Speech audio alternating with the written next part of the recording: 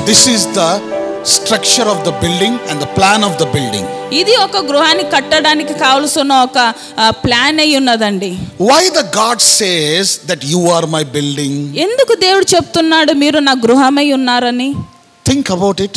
దాని విషయం ఆలోచించండి. Who are you? మీరు ఎవరై ఉన్నారు? You are the building of God. దేవుని గృహమై ఉన్నారు. Where the God lives inside in you. ఎక్కడ ఆ గృహంలో దేవుడు నివాసముగా ఉంటాడు. How he built that building? ఆ ఒక గృహాన్ని ఏ రీతిగా కట్టుకోవాలి? It is the open place. అదంతా ఓపెన్ ప్లేస్ గా ఉంది. Various thrones, various trees are there. ఎన్నో ఒక చెట్లు ఉన్నాయి.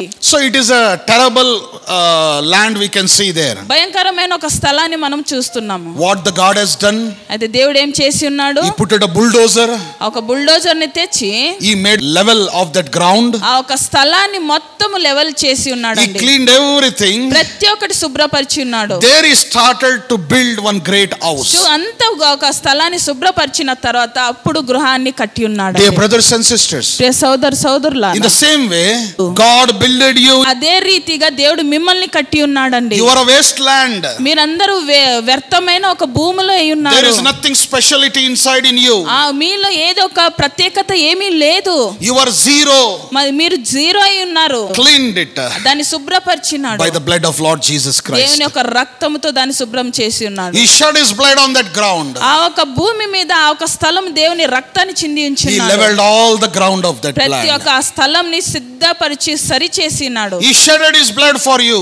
ఆయన నీ కొరకు ఆయన రక్తాన్ని Dear brothers and sisters, ప్రియ సోదరులారా, you must think. మీరు ఆలోచించండి. Your body is cleaned నీ యొక్క దేహము పరిశుద్ధపరచబడి ఉన్నది by the blood of God. దేవుని యొక్క పరిశుద్ధమైన రక్తము ద్వారా. And he laid the pillars there. అక్కడ పిల్లర్స్ లేపి ఉన్నారు. He started to construct the building. అక్కడ గృహాన్ని కట్టడానికి స్టార్ట్ చేసి ఉన్నారు. How? ఏ రీతిగా? We go to the first Peter. మొదటి పేతురు రాసిన పత్రిక chapter 2 రెండవ అధ్యాయము verses 4. 4వ వచనం అండి. మనుషుల చేత విసర్జింపబడినను దేవుని దృష్టికి పరచబడినదియు అమూల్యమును జీవమునైన It is a living stone. రాయగు ప్రభువునొద్దకు వచ్చిన వారై యేసుక్రీస్తు ద్వారా దేవునికి అనుకూలములగు ఆత్మ సంబంధమైన బలులు అర్పించుటకు పరిశుద్ధ యాజకులుగా ఉండునట్లు మీరు సజీవమైన రాళ్లవలె నుండి ఆత్మ సంబంధమైన మందిరముగా కట్టబడుచున్నారు. Hallelujah. You are the living stone. మీరు సజీవమైన ఆలయం ఉన్నారు. You are building up as a church of God. దేవుని ఆలయంగా మీరు కట్టబడుతున్నారు. As a spiritual church. పరిశుద్ధాత్మతో నింపబడిన ఆలయముగా కట్టబడుతున్నారు. You are the living stone. సజీవమైన రాళ్ళు. See, this is one stone. ఇది ఒక రాయి అయి ఉన్నది. This stone can walk. ఈ యొక్క రాయి ఇది నడవగలదా? Can it move from here and there? ఇది ఇక్కడ నుంచి అక్కడికి పోగలదా? It is the dead stone. ఇది చచ్చిన రాయి అయి ఉన్నదండి. But who are we? అయితే మనం ఏమై ఉన్నాము? I am the stone. నేను ఒక రాయి అయి ఉన్నాను. I can move here and there. నేను ఇక్కడ నుంచి అక్కడికి వెళ్ళగలను. Because ఎందుకంటే I am a living stone. నేను సజీవమైన రాయి అయి ఉన్నాను. Hallelujah. Hallelujah. This stone can pray. ఈ యొక్క రాయి ప్రార్థించగలదు. This stone can speak. ఈ యొక్క రాయి మాట్లాడగలదు. This stone can listen. ఈ రాయి వినగలదు. This stone can cry before God. దేవుని ఎదుట ఈ రాయి ఏడవగలదు. This stone can praise God. ఈ రాయి దేవుని మహిమపరచగలదు. This stone can worship God. ఈ రాయి దేవుని ఆరాధించగలదు. But today many people are there. దినము చాలా ఒక జనులు They ఉన్నారు. are like dead stone.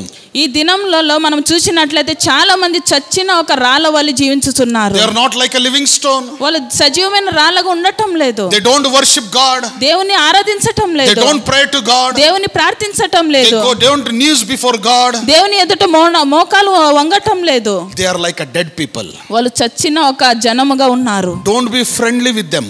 వాళ్ళ ద్వారా స్నేహాన్ని పెంచొద్దండి. Be far from those people. అలాంటి వారితో దూరంగా ఉండండి. Because ఎందుకంటే you are the living stone. నీవు సజీవమైన రాయిగా ఉన్నావు. You are moving to worship place. దేవుని యొక్క పరిశుద్ధమైన స్థలానికి నువ్వు వెళ్ళగలవు. You are praying for the people. జనుల కోసం ప్రార్థించగలవు. Because you are a special stone. ఎందుకంటే మీరు ప్రత్యేకమైన ఒక రాయి అయి ఉన్నారు. That's why the God started to build you. అందుకే దేవుడు కట్టడానికి ప్రారంభించాడు. If we build our building in a proper plan, మన ఒక కట్టడంని మనం క్రమమైన ఒక రీతిలో కట్టినట్లయితే our family will be happy.